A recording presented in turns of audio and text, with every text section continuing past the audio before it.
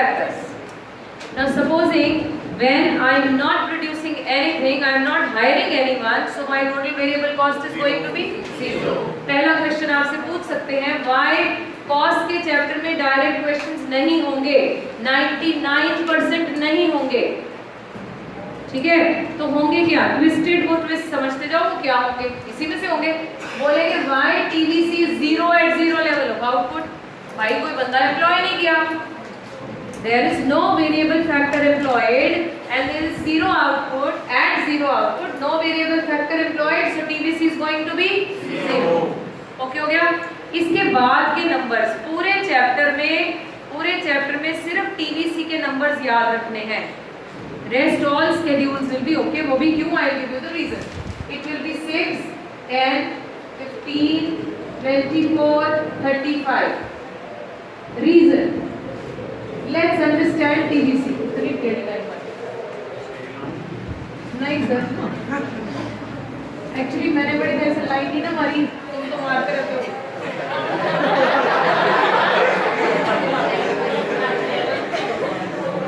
तुम्हें बातें समझ आ रही है? बेटा मैंने यहाँ नहीं मारी, 2 दिन से बीमार है, बड़े गंदे दिमाग। अच्छा जी, एक्स एक्सिस में बताओ क्या रहते हैं? क्योंकि cost is based on output, base में क्या है?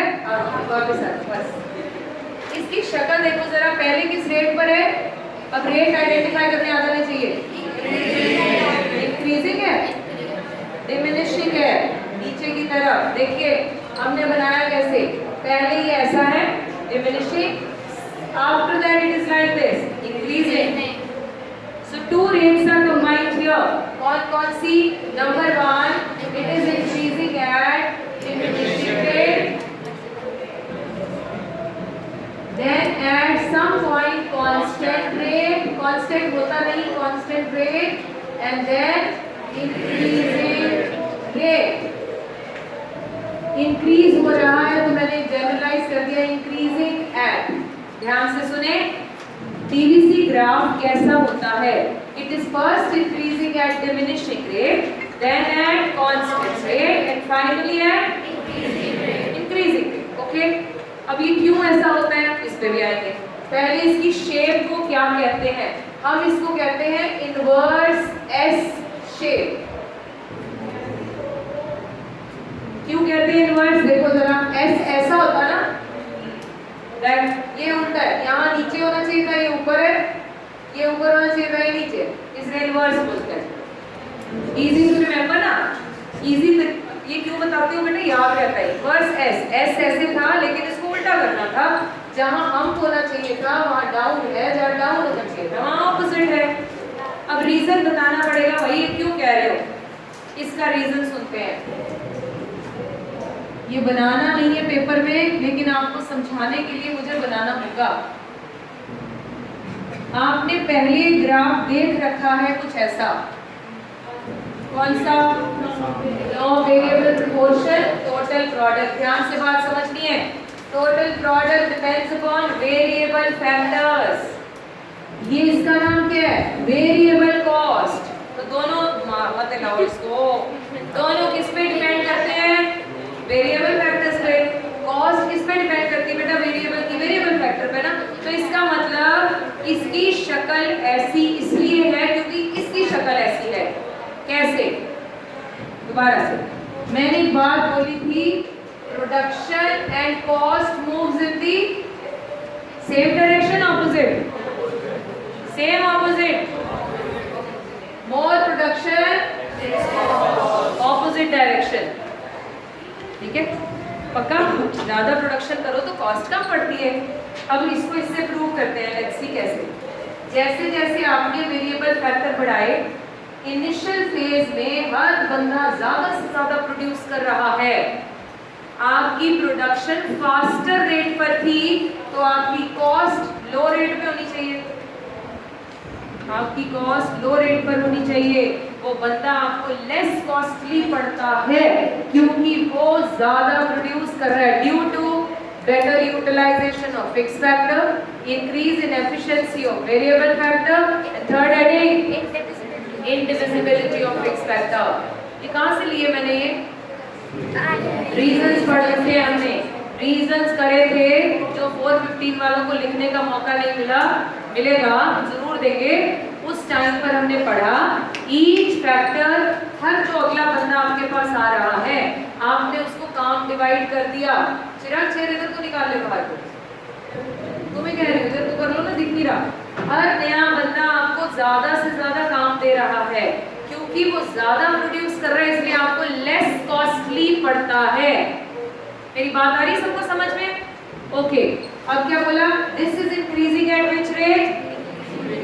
So this will be increasing at diminishing rate. फिर एक पॉइंट आया जहां से इसको पॉइंट को कुछ लेबल किया था हमने, पॉइंट ऑफ इन्फ्लेक्शन। इस पॉइंट से रेट चेंज होनी थी, इस पॉइंट पर इसको क्या कर दिया, ये कांस्टेंट रेट पे आ गया। कांस्टेंट रेट का मतलब a point from where it is going to change. Okay, then अब हर अगला बंदा आपको कम से कम प्रोडक्शन की तरफ दे रहा है। When your production rate is diminishing, your cost rate is going to be increasing. Cost rate is going to be increasing because I said production and cost moves in the opposite direction. Aditya, आपका कोई test है? Learn कर रहे हो तो बता के कर लो। मैं तो इतनी ओके ठीक है, वैसे मैं सबको बता रही हूँ, मैं इतनी फ्लेक्सिबल टीचर हूँ, ऐसे बैठकर भी कोई फायदा नहीं, ना वो लर्न कर पा रहे हो ना मेरा सुन पा रहे हो।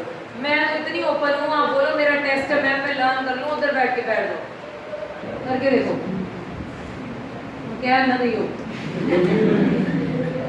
समझ गए? क्योंकि आप ना तो वो कंसंट्रेट कर पा रहे हो ना ये, अपना 1 घंटा वेस्ट कर रहे हो। आई वुड ऑलवेज लव आप एक चीज ढंग से करो, चाहे कोई कर लो। ओके हो गया? Please try to do this, be open. कब तक छुप छुप के चीजें करेंगे? ओपन भी करें? नहीं सारी नहीं। अच्छा, आज क्या हो रहा है? संडे है ना, माहौल में गड़बड़ है। चलो, तुम सुबह से थके हो इसलिए ये सारी स्टोरीज नहीं तो पढ़ते ही ना, 8:30 बजे से पढ़ के आ रहे हो।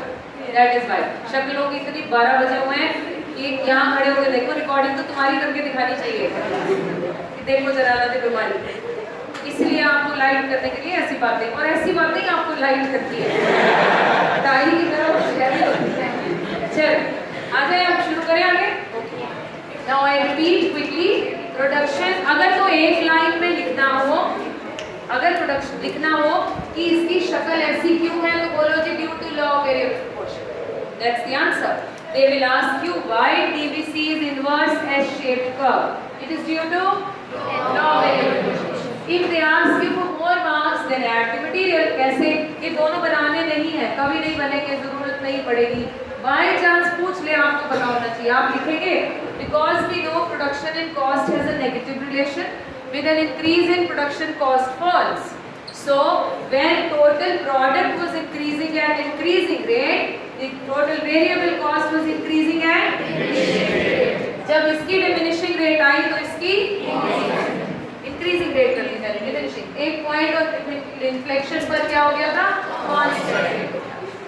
क्लियर हो गया मेरा point? short। Let's write down। Question बनाया हमने, explain total variable cost। इसके भी 2-3 नाम हैं। Explain total variable cost slash, क्या ये अवॉइडेबल है या अनअवॉइडेबल? फिक्स कॉस्ट को नाम क्या दिया था? अनअवॉइडेबल। आप प्रोड्यूस करें ना करें, आप उसे अवॉइड नहीं कर सकते, यू हैव टू पे। इसका नाम क्या होगा? अवॉइडेबल। क्यों? अगर आप कम कॉस्ट चाहते हो तो कम लोग रख लो, you can avoid that. So the second name is avoidable cost. ठीक है, सही है? If you want to reduce the cost, reduce the number of people, or maybe fit into where your the rate is this. इसके according हम per unit cost per unit ही कर रहे हो, एवरेज होती है, पर यूनिट नहीं कर रहे। फिर जैसे टोटल को टोटल से कंपेयर कर रहे हो। हाँ, जब प्रोडक्शन लोगों को आपने काम डिवाइड किया, वो ज़्यादा से ज़्यादा प्रोड्यूस कर रहे हैं, जब वो ज़्यादा प्रोड्यूस करते हैं आपको खर्चा कम पड़ता है उनका, क्योंकि वो ज़्यादा काम कर रहे हैं। तो आपको सस्ते पड़ रहे हैं। पैसे तो देने होंगे, कॉस्ट तो होगी, लेकिन आपको सस्ते पड़ते हैं, ऐसा कह रहे हैं आप। लेकिन जब आपने किचन में एक की बजाय 2 लोग लगा दिए, काम तो एक का था, दे रहे हो 2 लोगों को। हाँ, कॉस्ट तो बंदे रखोगे तो पैसे तो जाएंगे, रेट कंट्रोल करना है बच्चों। बिजनेस बिना पैसों के नहीं होगा, कॉस्ट तो होगी, लेकिन कोशिश करो क्या हो, डिमिनिशिंग रेट पर हो। कॉस्ट तो बिना कॉस्ट के बिजनेस कौन सा होता है?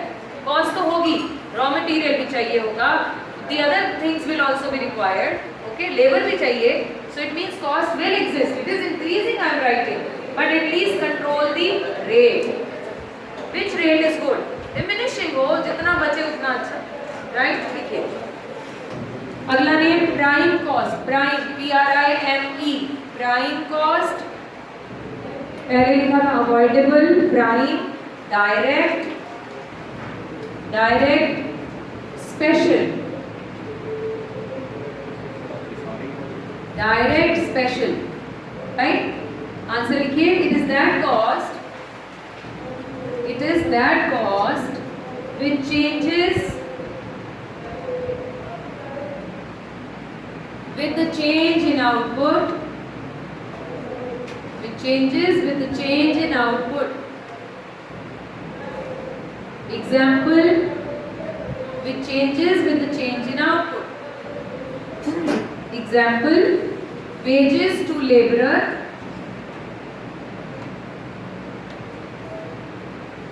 payment of raw material,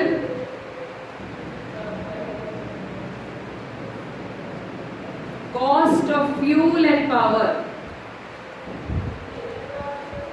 Wages to laborer, payment of raw material, cost of fuel and power. Fuel, power, electricity सब समझ गए ना, डीजल का खर्चा और ये सारे। ओके, इसके बाद स्केड्यूल बनाइए। स्केड्यूल के नंबर क्या क्या लिखे थे मैंने, कुछ याद है? 6, 10, 15, 24, ये याद कर लेंगे, लिख लीजिए फटाफट से। आउटपुट 0 to 5, 0, 6, 10, 15, 24, 35, बस ये नंबर पूरे कॉस्ट के स्केड्यूल में काम आएंगे। Then draw this diagram, ऊपर वाला थोड़ा फ्लो जो है हल्का सा आगे की तरफ रखना है, रेस्ट्रिक्ट नहीं करना अपना है। आई रिपीट, ये देखो कैसे, अगर अपने हैंड को रिस्ट्रिक्ट करोगे ऐसे ऊपर जाएगा, ऊपर नहीं जाना, आगे जाना है, कुछ इस तरह से, पहले डिमिनिशिंग रेट फिर ऊपर की तरफ। Try to make it.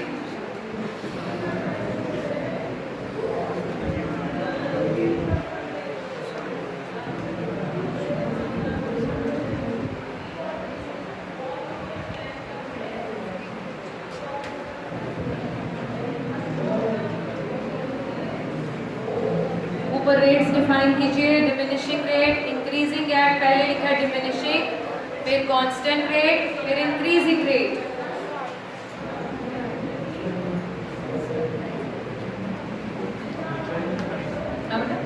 नीचे वाला नहीं, ये अपने रेफरेंस के लिए बनाना है तो साइड में बना लो अपने फॉर योर रेफरेंस, ताकि जब लर्न करोगे तो आपके पास ये होना चाहिए। ये ऊपर की तरफ आ गया बेटा, थोड़ा सा ऊपर को मुड़ गया ना, हाँ, तो कोशिश करो आगे की तरफ ऐसे, और इसमें डिफरेंस बन गया।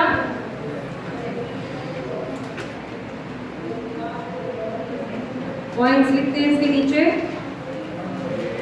ओके, थोड़ी जल्दी काम करें।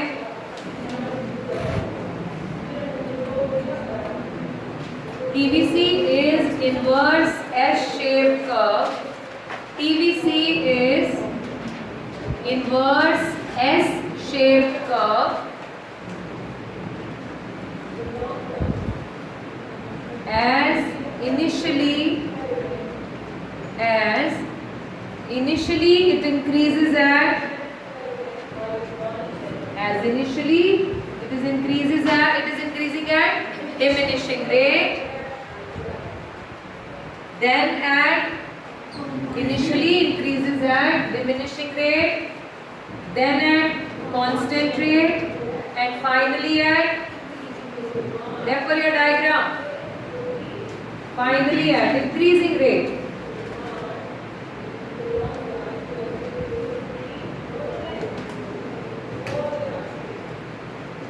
Line change करके लिखो.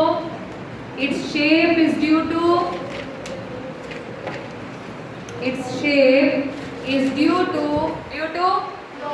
law of variable proportion. Its shape is due to law of variable proportion. ऊपर वाले में इनवर्स एस को अंडरलाइन कर लो, यहाँ पर एलवीपी को अंडरलाइन करो. चेंज लाइन, बुलेट्स बना लो चाहे इनको. TVC is 0 at 0 level of output. TVC is 0 at 0 level of output. क्यों? Because no variable factor is employed. TVC is 0 at 0 level of output because no variable factor is employed. इसके आगे एक star भी बना दो क्योंकि ये no variable factor is employed रखा नहीं गया, कोई बंदा नहीं रखा. नेक्स्ट क्वेश्चन बनाएंगे. Differentiate between fixed cost and variable cost. Differentiate between, time चाहिए 2 मिनट, ड्रॉ कर दें. ये कर रहे हैं, कर लो जल्दी करो. फिर क्वेश्चन लिखो. Differentiate between fixed and variable cost. Difference किस में होगा? टेबुलर फॉर्म में. Difference will be tabular form. बीच में एक लाइन लगाओ. फिक्स्ड कॉस्ट एक तरफ, दूसरी तरफ variable cost.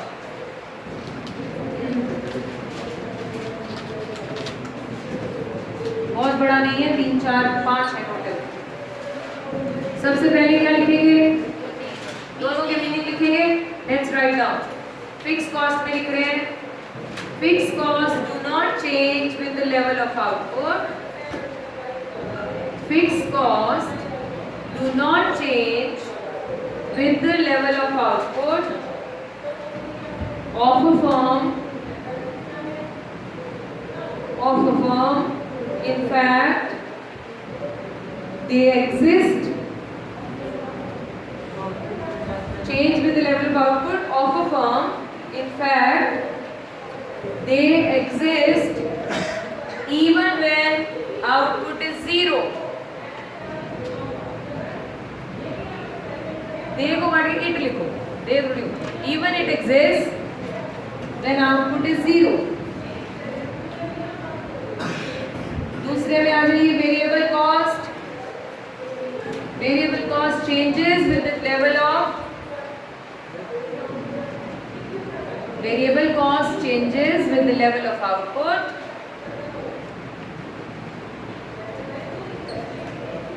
And it disappears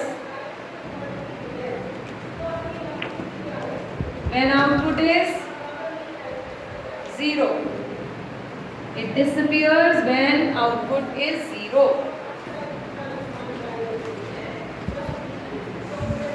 Point number 2. Fixed costs are the expenses.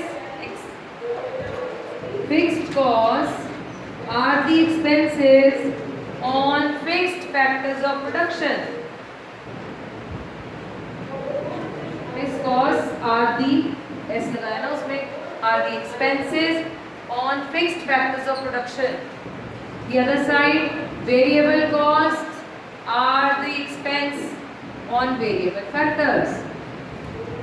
Variable costs are the expense on variable factors.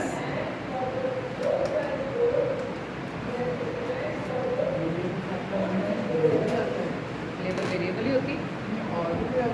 लिखे था अभी रॉ मटेरियल पिछले में फ्यूल पावर, ये सारे वेरिएबल है ना. अच्छा, थर्ड पॉइंट कौन सा होगा आप बताइए जी. क्या डिफरेंस? Schedule diagram. चलो वो भी हो सकता है, पहले लिख लो. TFC is horizontal line parallel to x-axis. TFC is horizontal line parallel to x-axis. horizontal line parallel to x-axis. The other side, TVC is inverse S-shaped curve. Horizontal line parallel to x-axis TFC है, TVC is inverse S-shaped curve. इसके नीचे schedule diagram लिख लो बस ऐसे, schedule diagram. और point बताइए,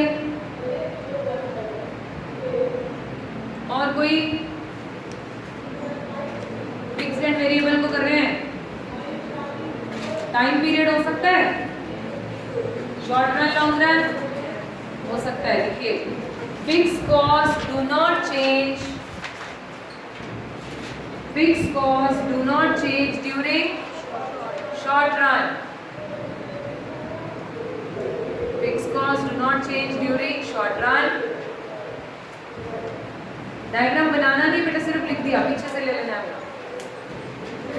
The other side, variable cost changes even during short run.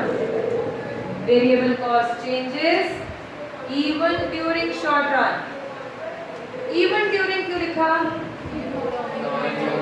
क्योंकि वो दूसरे में भी चेंज हो जाता है. ओके, एक और पॉइंट ऐड करिए. Production can be continued, fix में लिख रहे हैं, production can be continued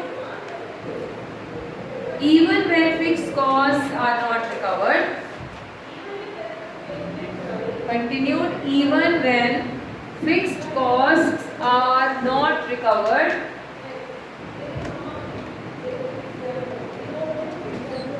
Even when fixed costs are not recovered. The other side, no firm will produce, no firm will produce if it is unable to recover. No firm will produce if it is unable to recover its variable cost. Unable to recover its variable cost also कर दो, then makes sense. I repeat, no firm will produce if it is unable to recover its variable cost also. ये point समझना है. ये वैसे जब हम producer equilibrium chapter में आएंगे तब और अच्छे से समझ में आएगा. एक्चुअली तब हम पढ़ते हैं shut down point. Shut down point नाम से क्या पता चलता है? कब आपको अपने बिजनेस को बंद कर देना है ना. अब क्या हुआ, बिजनेस चल रहा है, थोड़ा स्लम्प आया, जिसकी वजह से, थोड़े से स्लम्प की वजह से हमारे बिजनेस में डाउनफॉल आ गया. ओके, हमने कैलकुलेट किया, हमें लॉसेस हो रहे हैं, लेट्स चेक कौन से हो रहे हैं. तो पता चला कि फिक्स कॉस्ट अपनी जेब से जा रही है, वेरिएबल हम निकाल पा रहे हैं, रॉ मटेरियल का पैसा, लेबर का खर्चा, बिजली का बिल, ये सब निकल रहा है. क्या आपको बिजनेस बंद कर देना चाहिए? नहीं, नहीं, फिक्स कॉस्ट नहीं बंद करने देती, क्योंकि जब बिजनेस शुरू किया जाता है, ध्यान से सुनिए मेरी बात, थोड़ा सा बड़ा व्यू करके, जब आपने बिजनेस स्टार्ट किया था, राइट, कोई भी बिजनेस से एक फैक्ट्री लगाई थी, क्या जिस दिन खोली थी उसी दिन काम चल गया था? It takes time to run the business. माना जाता है पहले साल में तो पैसा लगता है, सेकेंड ईयर में आप हो सकता है पार आ जाए, और हो सकता है थर्ड ईयर में क्या हो, कमाने लगे. इट अगेन डिपेंड्स कि आपका स्केल क्या है. अगर स्केल बड़ा है तो हो सकता है पहले 2 साल जेब से जाए, फिर अगले 2 साल पार में आए, और फिर अगले 2 सालों में आप कंट्रोल में आए, मतलब कमाने लगे. सो इट मीन्स जब बिजनेस शुरू किया था तब भी तो फिक्स फैक्टर अपनी जेब से जा रहे थे. मेरी बात आ रही समझ में? असली मैंने एक फैक्ट्री खोलनी थी, मैंने लैंड ले ली, लोन ले लिया, जिस दिन ले लिया खर्चा उस दिन से शुरू हो गया, अभी फैक्ट्री चलनी नहीं शुरू हुई, अभी बनेगी, लेआउट होगा, सब फिट होगा, सब कुछ फिटिंग होगी, मशीनें आएंगी, सेटिंग होगी, तब चलेगी. It may take 2 months, 3 months, 4 months, फिर उसके बाद भी ऑन होगी, फिर वेरिएबल खर्चे भी होंगे. सो मेंटली हम पहले से फिक्स के लिए तो प्रिपेयर होते हैं as a business person, right. ऐसे ही जब स्लम्प आया, मैंने कैलकुलेट किया यार लॉसेस हो रहे हैं, बोला किस चीज़ के, देखते हैं जरा, इंटरेस्ट जेब से जा रहा है, रेंट जेब से जा रहा है, कोई बात नहीं, बाकी तो निकल रहा है ना, चलने दो. बंद कब करो? अब वेरिएबल खर्चे भी नहीं निकल रहे, फिर मैनेजर कहता है सर रॉ मटेरियल का खर्चा भी आपकी जेब से जाएगा। अब सोच लो, क्योंकि आपने दुकान सोशल सर्विस के लिए नहीं खोली, फिर क्या कर देना चाहिए? Shut down. Then it's the right time to shut down your business because variable fix तो निकल ही नहीं रहे थे, वेरिएबल भी नहीं निकल रहे। सो इसमें लिखा फिक्स कॉस्ट के केस में अगर अकेली नहीं निकल रही आप अपने बिजनेस को बंद नहीं करते, राइट? कब करते हो? जब अब वेरिएबल भी नहीं निकल रहे। Are you able to understand? Are you sure? Okay done, आगे चले। Now next question, explain total cost.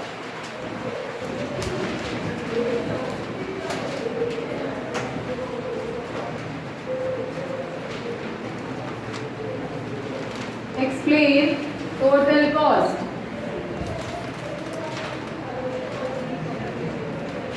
Total cost से क्या मतलब हुआ? Total of fixed and variable, यही तो होते हैं। So total कंपनी की कितनी कॉस्ट है? It will be defined as summation of fixed and variable both.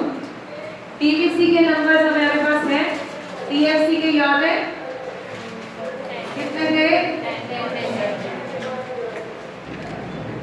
Okay, total cost कैसे निकल आएगी?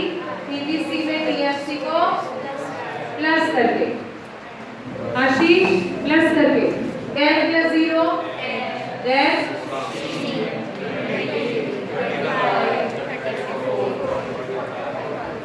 ओके हो गया। पहला question, twisted question which can be asked. First हमने ये तो पढ़ लिया, जीरो लेवल पर टीवीसी जीरो होती है, क्यों? No variable factor is employed. Next question पूछेंगे, जीरो लेवल पर टीसी और टीएफसी बराबर क्यों है?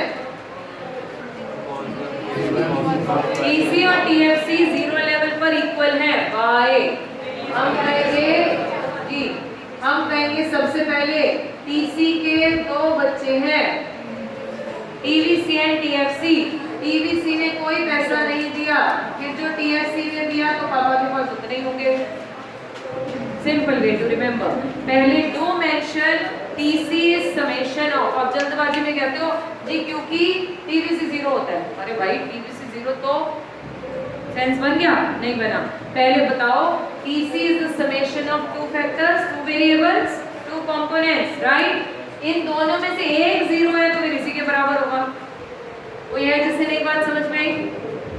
पक्का? आगे चले, सब लिखवाऊंगी मैं। अब आते हैं इनके डायग्राम्स पे, how do they look like. फिर गलत,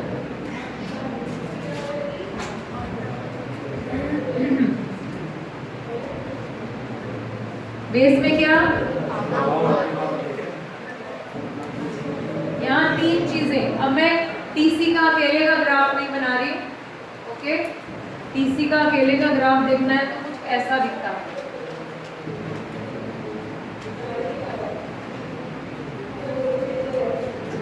टीसी का अकेले का ग्राफ ऐसा दिखता है। ये यहाँ से क्यों शुरू हो रहा है? क्योंकि ये जीरो लेवल पर है, जीरो नहीं है, इसलिए यहाँ से दिखाई दे रहा है, ओके? पहले टीसी का मीनिंग लिखते हैं, फिर अगले क्वेश्चन में ये सारी बात समझाऊंगी। It is the total expenditure. It is the total expenditure incurred by a firm. Total expenditure incurred by a firm on factors of production. By a firm on factors of production required for production of a commodity. Required for production of a commodity.